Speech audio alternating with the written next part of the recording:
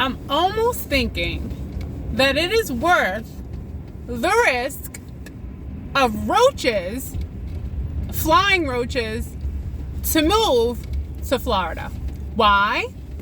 Because let me tell you something. Here in the Midwest, we have been very spoiled. Yes. Whoa, let's not slide out of here. Unbelievable. I'm driving right now, obviously.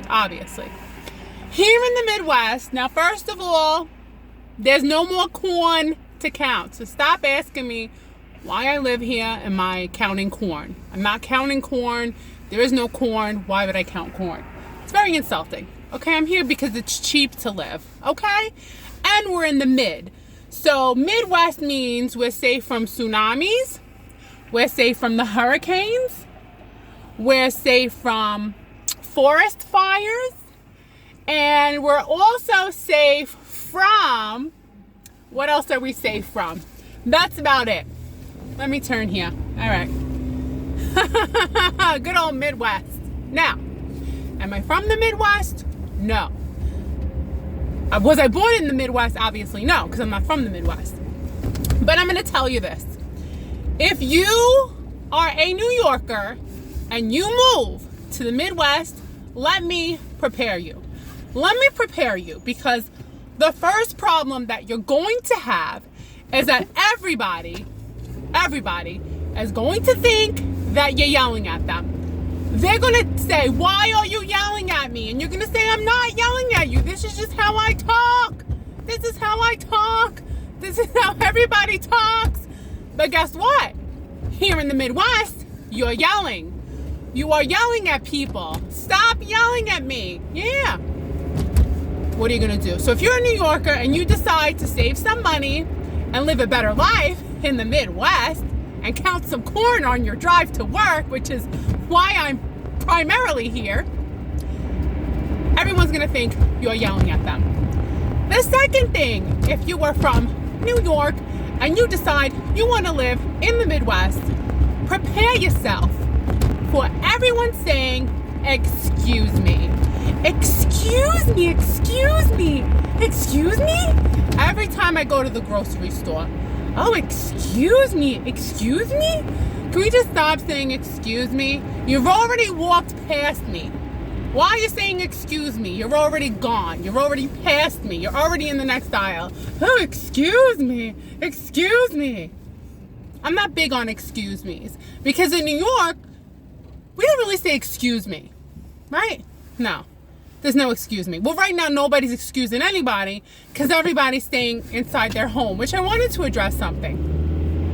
I want to know why everyone, including New Yorkers, which New Yorkers are considered to be the toughest people, right? Very tough, very in your face, very much the kind of people who are going to not lay down and take anything. And yet, even New Yorkers, like in the city New Yorkers, are staying home, have stayed home.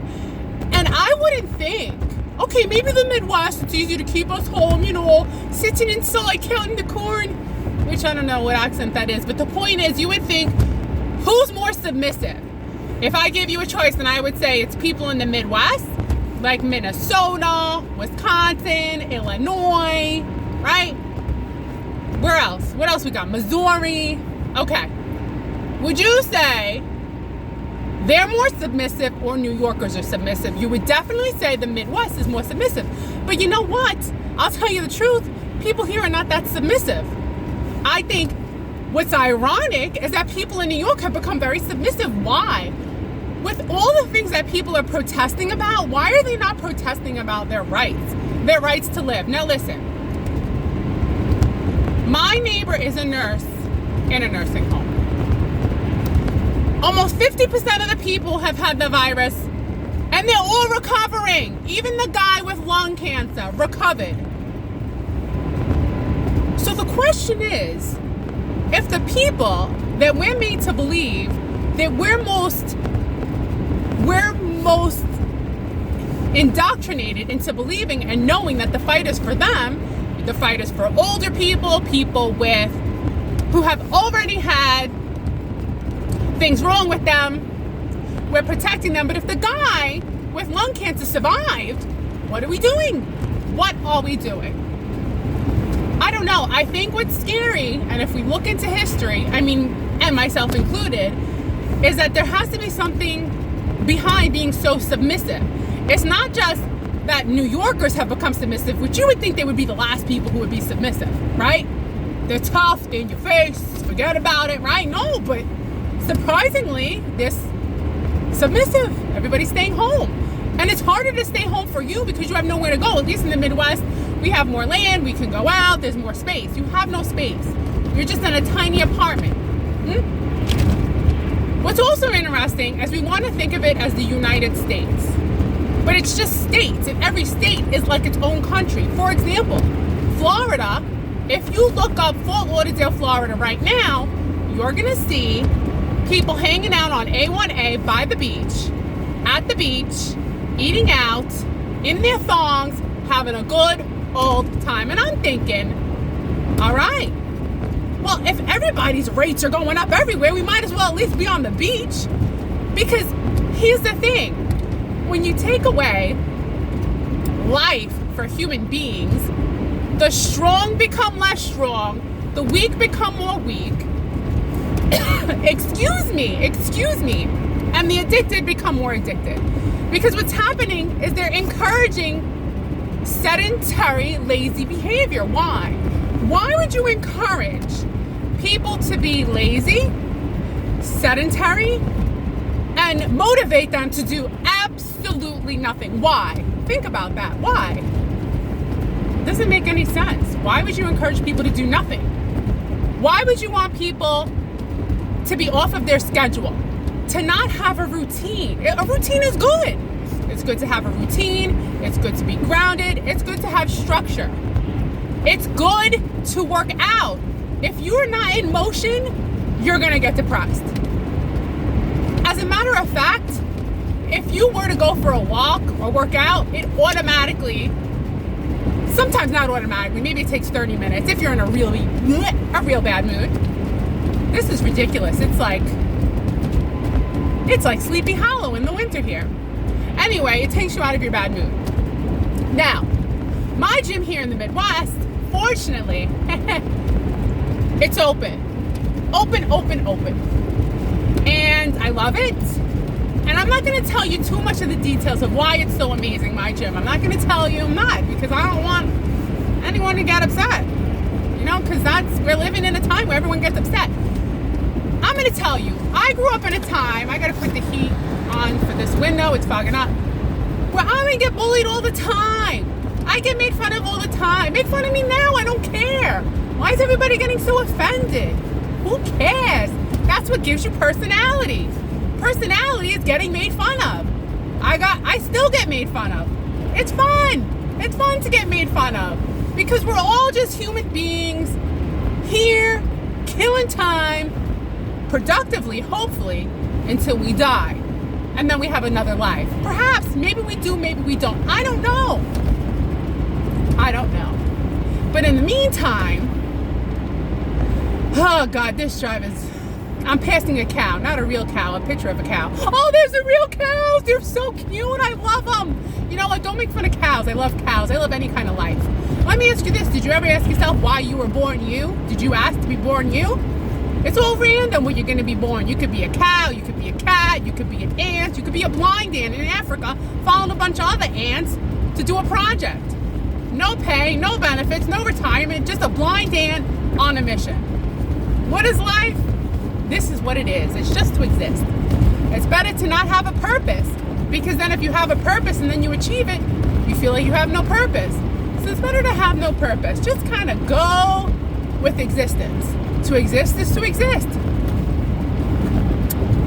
So, it's not that Sleepy Hollow, but it's Sleepy Hollow enough. It's kind of beautiful. At least the roads are clear, So, if you're a New Yorker and you move to the Midwest, they're going to tell you to lower your voice and to calm down, which is not something you're going to hear only from the people in the Midwest. It's also something you're going to hear if you're in a relationship. Because ladies, your man always wants you to calm down. Because women, we're loud, we talk a lot, we got a lot to say. And that's just the way it is, for the most part, right? Right. Anyway, I just don't understand why everyone is just so submissive. It's scary. Another thing that's really, really, really, really, really scary is that right now, China has the fastest working quantum computer. Quantum. And basically, they're showing us videos of robots dancing. That's what they're going to do. They're going to make it cute. They're going to show the robots dancing together, 3 robots. And what's going to happen is they're going to show them dancing. We're going to go, oh, how cute, until they're dancing into our front door, terminating us. Right? I'm scared. Because, you know, China and Russia, they said, hey, whoever gets control over artificial intelligence first will be the ruler of the world. Here's the thing. It's kind of like it integrates. For example, we're becoming so submissive. So then where's our power to think, to move, to do anything? It's like they're creating a satisfaction that people are having with doing nothing. That's not good. We shouldn't be satisfied with doing nothing, thinking we're saving anything by doing nothing. If all the people in the nursing home are recovering and one guy has lung cancer, what are we doing? I would like the same people who found, who made, who developed through messenger RNA a vaccine for this virus. I would also like them to get those same people in the next room to find a cure for cancer. Can we get those same people? I mean, how many billions of dollars in walks and runs have we put towards cancer? Nobody's finding a cure for cancer. Why? Exactly. Because they don't want to find a cure. Because there's no money in the cure. Perhaps. Sounds cynical. Probably true. Right? Because if they really cared about us, they would shut down fast food joints and open up more gyms and make sure that more people were physically moving and make sure that they were educated. Our education system is 100 years old. Driving and I'm driving and I'm driving. You ever drive and it says maintenance required, and you know that means you have to get your oil changed, but you wait and you wait. I like to wait. I like to wait on things. Another reason why I don't like staying home is I'm not a person who wants to clean. I don't like to scrub. I don't like to mop. It's not for me. I really don't find any enjoyment out of cleaning. Now, if it was up to me, I'd be even more minimalist and have less, because I like the outside world. When I lived in Brooklyn, New York, we had an old crappy apartment with roaches that hung out with us at night, sometimes in the bathtub. Swear to God. One time I remember me and my mother, we came back from a vacation, and there was like so many little baby roaches. I swear to God, disgusting. They're like hatched. Ugh.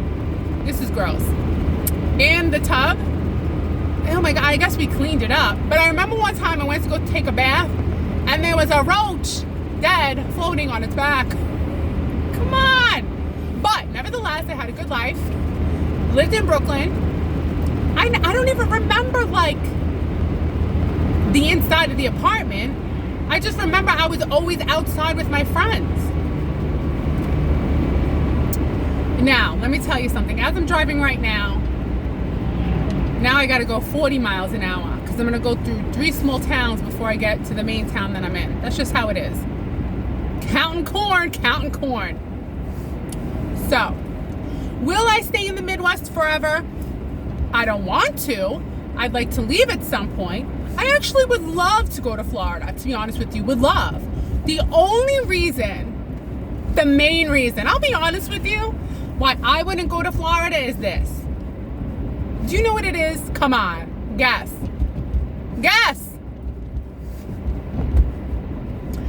I cannot deal with the roaches. Now, that's it. I can't stand roaches. Roaches are disgusting. I don't want to worry that I'm going to get out of bed and never see even one roach. If it wasn't for the roaches, 100% I would move there. But that's the one thing that I go, yeah, I'll be in Florida, I'll be happy. But the day that I go to take my cereal box out of the pantry and I see a little cucaracha there, I'm going to freak out. I want to go back to the Midwest. I'm not saying there's not roaches here. I guess like if someone has a really dirty place. But let me make sure I'm going the right way here. Okay, good. I'm looking at the signs. Can you believe this? I'm not even using GPS to get anywhere. I'm actually looking at the signs as I'm talking to my phone, as I'm talking to myself. So, you know what? I don't want anyone to be depressed. I don't.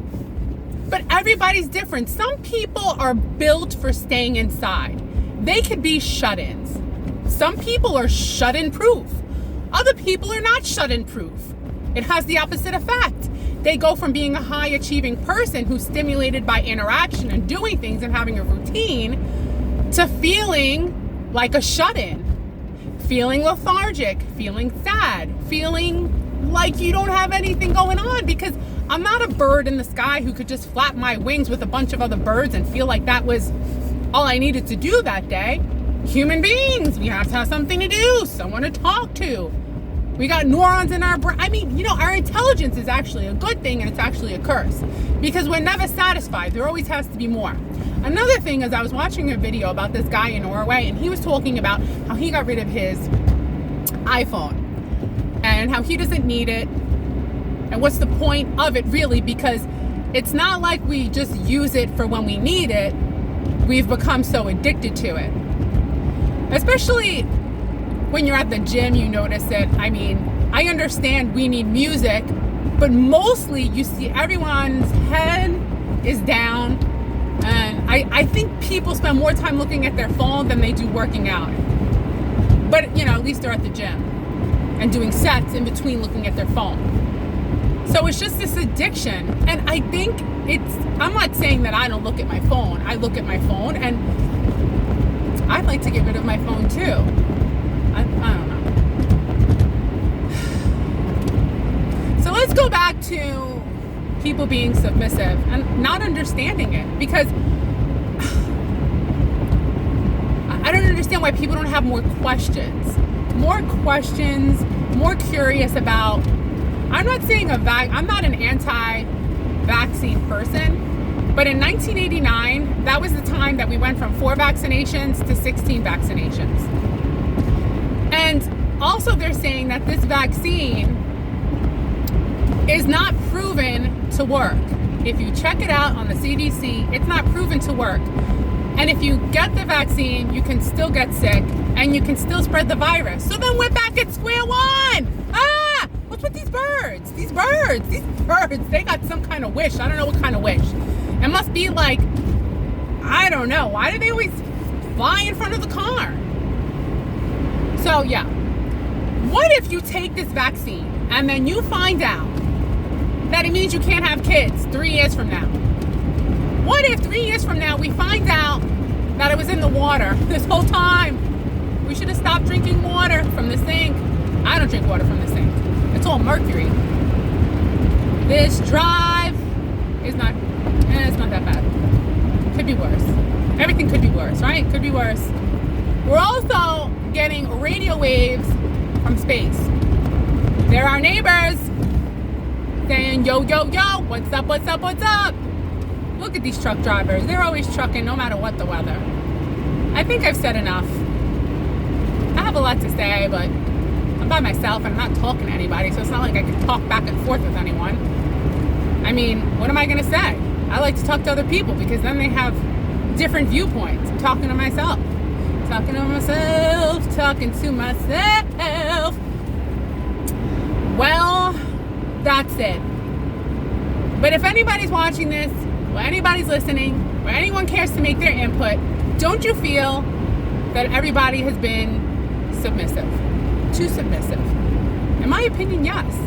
And if anybody's going to protest, it should be about human rights. What are our rights? We should know what's in the vaccine. We should know what the long-term effects are going to be. No, We're just the next stage of the testing. You think they care about us? The Manhattan Project. Do you know what the Manhattan Project was? That was a big lie. They had families living in an area where they worked on the atom nuclear bomb, and they called it the Manhattan Project. And they lied. They lied. Even the Nazis, they lied, saying that they kept the Jewish people in a nice camp, in a nice place. Obviously, that was a huge lie.